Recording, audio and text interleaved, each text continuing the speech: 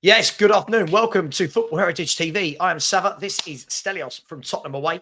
And we are going to be talking today about Ange Postecoglou and Tottenham yesterday. Was it tactical suicide or was it morally brave? The debate has been rumbling on all of last night, all of today.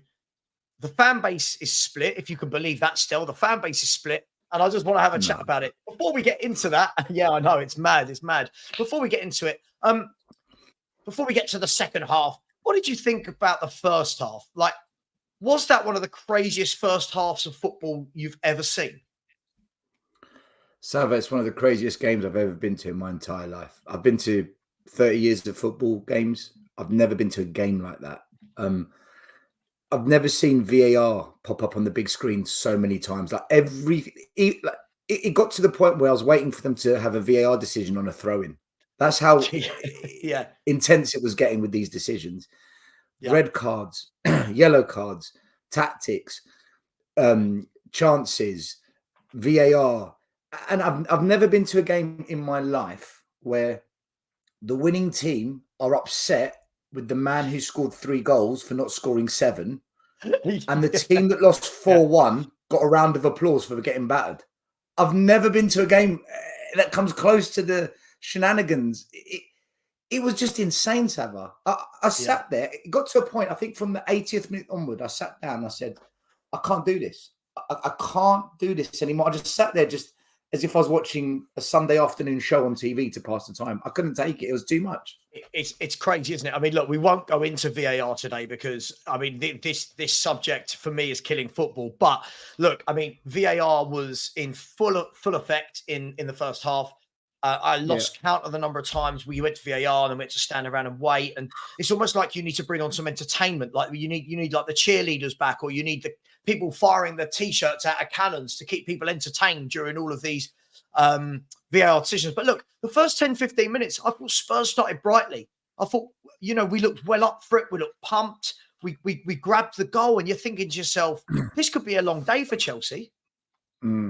The first 20 minutes for me is the best football I've seen Spurs play all season.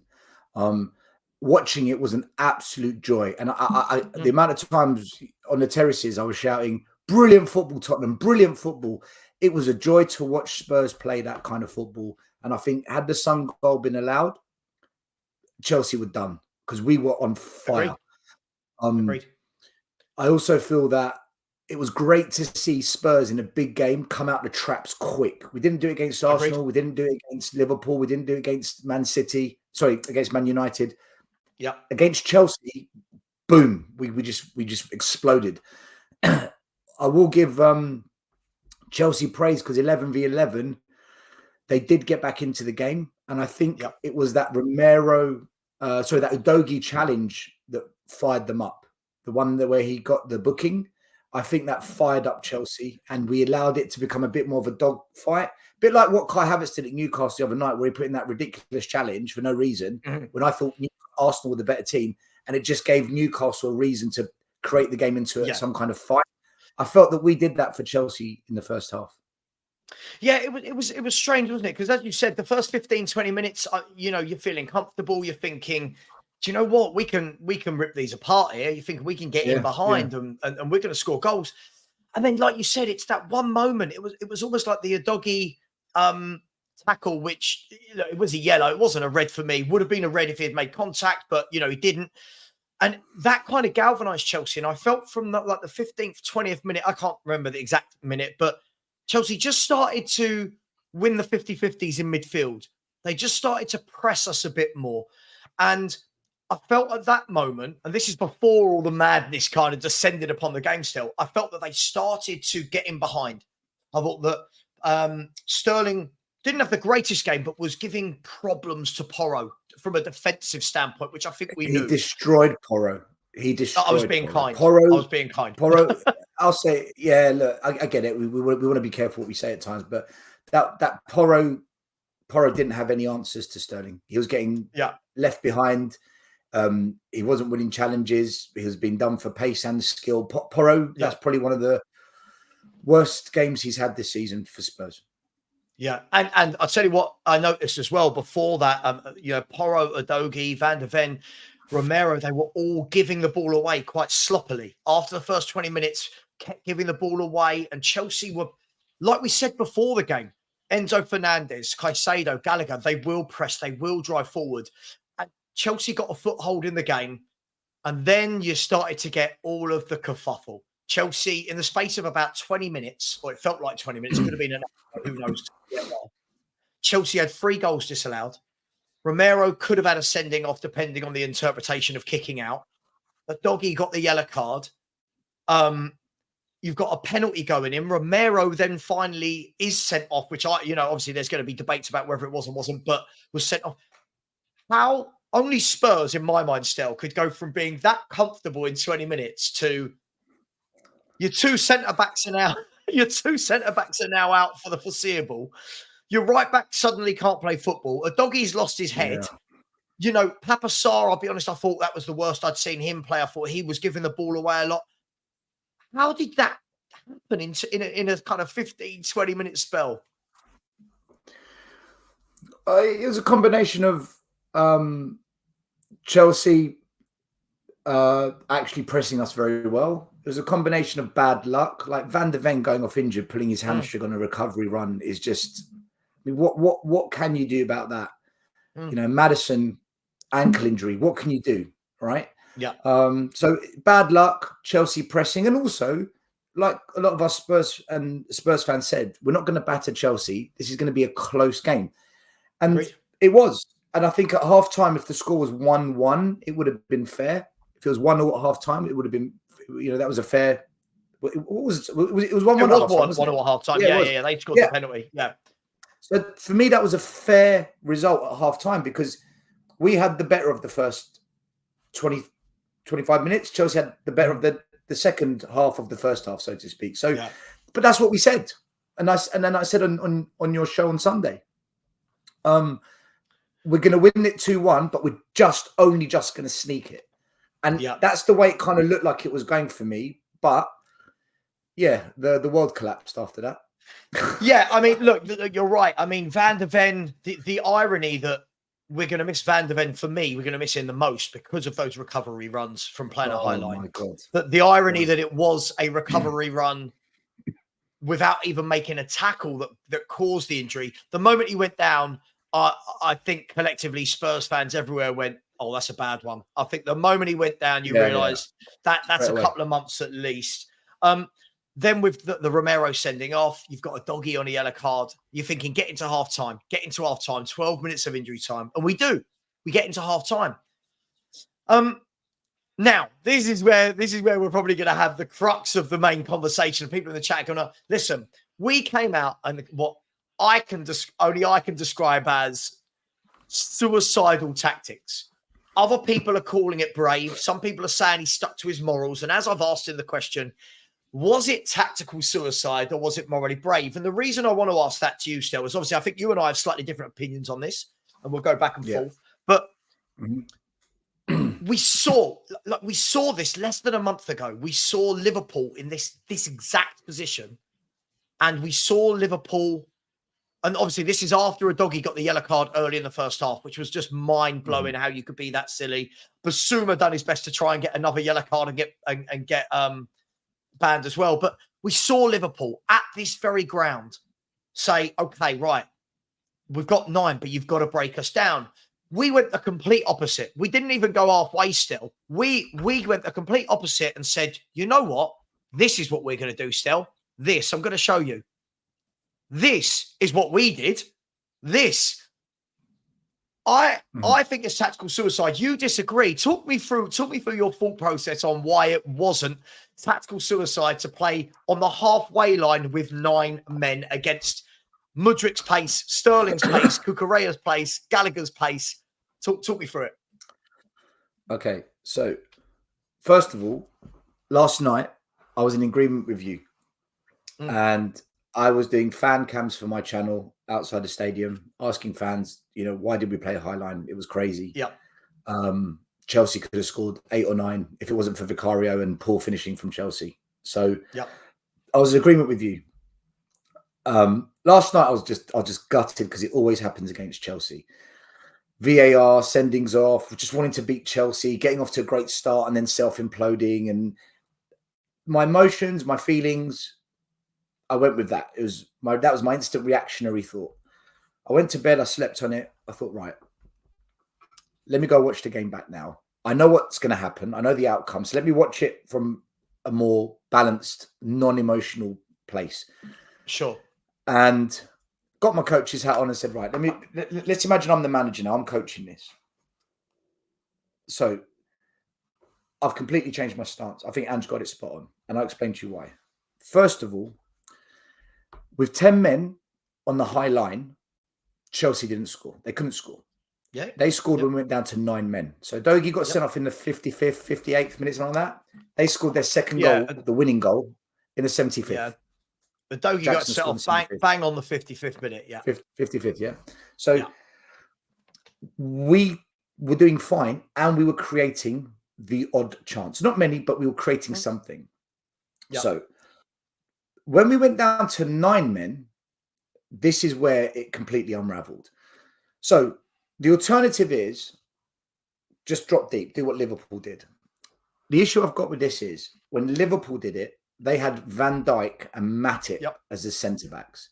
Yep. We had Eric Dyer and Højbjerg at centre-back because once Adoji got sent off, Chicken Roy had to go left-back, and we've got Højbjerg and Dyer at centre-back. Now, I just want to remind everyone watching the show now, Chicken Royale, Dyer and Højbjerg, nobody wanted at the club after this summer. They wanted them out. They're now our back three, plus Porro, who's having a bad game, the back four.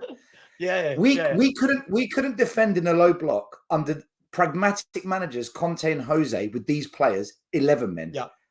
We were never, ever, ever going to contain Chelsea in a low block with 9 men with these players. So that's my first point. I've got 4. We can do it. Listen, I'll tell you all 4 that we can break it down. Right? Yeah, go for it. Go. Okay, that's my first point. Yeah. Second point, how do we counterattack from this position? Because that's the only way we're going to score if we do a low block. Sure. Our pace is off the pitch, Brendan Johnson. Our creativity is off the pitch, Maddison. For me, by the way. we'll get into it. Yeah. Maddison, our creativity, he's off the pitch. So now you're looking at Kulu. He hasn't got the pace. So I don't see how we counterattack. The only option I see now is a long ball to Son. That doesn't work.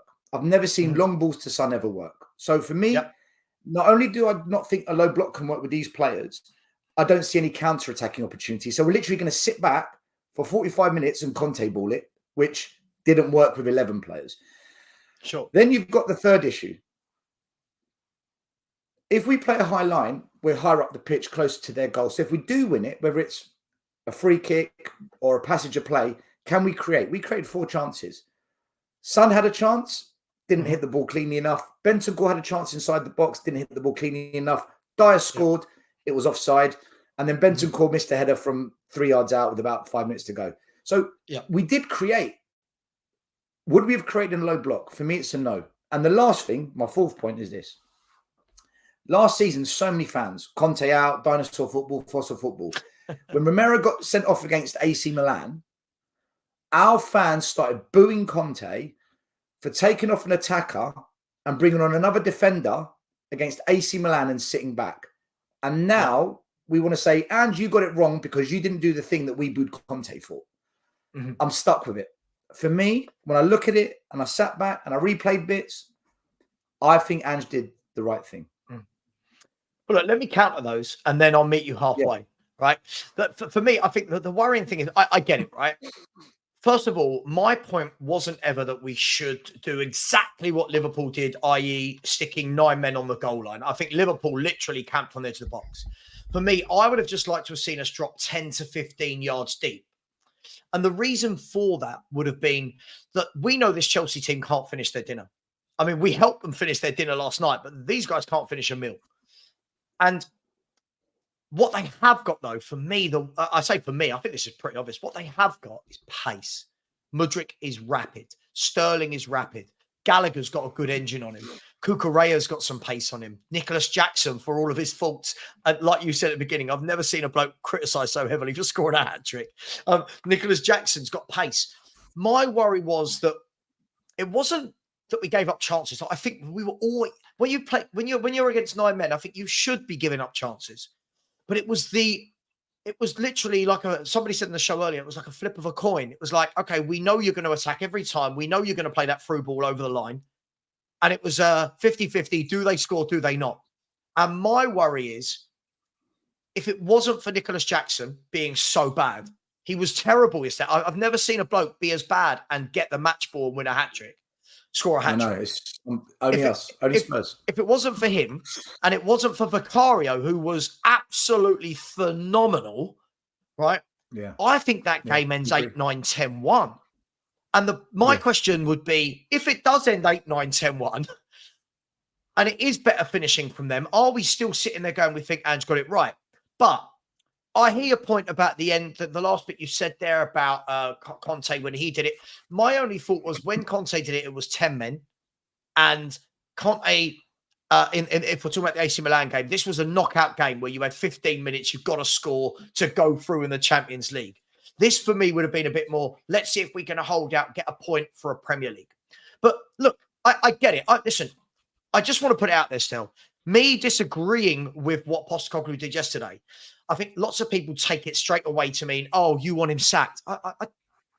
No, not at all. I was just a little bit baffled that we didn't drop 10 to 15 yards and say to Chelsea, try and break us down, rather than saying, go on, walks through and see if you can tap it in the back of our net. That was Savva, my stance on it. What's the difference between being a low block like Liverpool did when they went down to 9 men, or being 10, 15 yards further back? What's the difference? I think for me, the difference is that look, I'll show this picture again, and this is relevant. I'll show you why. Because if we all agree here, right, we know that the Chelsea forwards, somebody said, look, this could be the top. This looks like it's Chelsea's back four, right? If you look at it, that looks like it's Chelsea's back four. But what we would see here, right, from a coaching point of view, would be that these forwards would then come back to be on side, and then they try and spring any pass through the gaps and they run into. The difference for me about being 15, 20 yards further back is once the ball springs the halfway line here, they've then got what's the half of a pitch? 50 yards? I don't know, 50 yards, 60 yards. They've then got 50, 60 yards to run into. If you are 15 yards deeper, Vicario can come out and get more of those balls because you're 15, 20 yards deeper. He's 10, 15 yards further out. Look, I'm not annoyed we lost. And that sounds bad as a fan. I think we were always going to lose a game, right? I'm not. But even if we're 15 yards back, let's say they've only got 30 yards to run onto now. If those balls go through, they've still got in. We still don't have the players to recover. Sure. So I for me, completely understand. I don't see the difference. On a low block, completely low block, they can't get in behind. I get that. But then we're trusting the defensive attributes of Emerson, Højbjerg, and Dyer, which we've seen for how many years? It's a disaster. So I don't see what Ange could have done differently. I'm thinking more that Vicario, who was brilliant at sweeping, would have more chance if we were 15 yards deeper to have swept the danger immediately. Look, it is what it is. I think it's one of those. We're going to dissect it. That's why we created YouTube channels, right? So we could dissect things like this. It is what it is. We've lost. Just for the last minute, Stel, I want to go into look, now what this means is we know we're definitely without Doggy, Van der Ven, and Romero for Wolves. Then we are definitely without Van der Ven and Romero for Villa at home and that Man City away. Porro looked like he was limping. Vicario looked like he was limping. James Maddison, we don't know if he's going to be fit. Bissouma's one yellow card away from another suspension. This is a huge test now, isn't it, for Spurs? This is a huge test for this squad. I think we've got to be realistic with the amount of injury sending offs that happen in one game. Normally you stagger your injuries. Oh, we've lost Van der Ven. Then 2 weeks later, oh no, he's going to be missing. And then maybe a month later, oh no, now he's injured. It all happened in one hit. So I've always said, you know, it's losing isn't a big deal. It's not the issue. It's how you bounce back. They have to go to Wolves now and put in a really good performance. If we lose to Wolves, we lose to Wolves, but they've got to put in a good performance with 11 men. Agreed. It's going to be difficult because we're now going to try and play out from the back with centre-backs that aren't good enough at doing that can't do it. So are you expecting to see Phillips and Dyer at the back, or do you think he'll go with Højbjerg again? You can't play Højbjerg as centre-back. You can't do that. We did it because so Dyer and Phillips, and there was no other centre-back on the bench. It was crisis mode. If Ben Davies was there, he might have brought in Ben Davies. I don't want to see Ben Davies start next to Dyer because he hasn't got the height.